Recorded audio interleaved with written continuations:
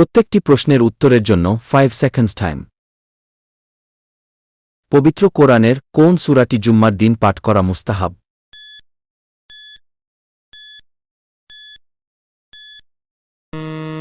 উত্তর সূরা কাহাফ।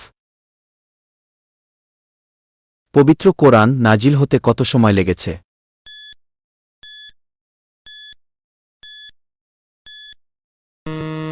উত্তর 23 বছর। পবিত্র কোরআনের সর্বপ্রথম কোন সূরাটি পূর্ণাঙ্গ রূপে নাজিল হয়?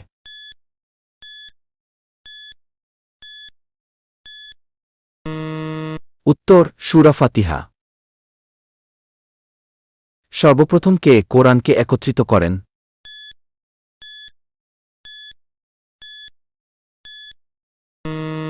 উত্তর আবু বক্কর রাদিয়াল্লাহু তাআলা আনহু। পবিত্র কুরআনের কোন সূরায় মিম অক্ষরটি নেই?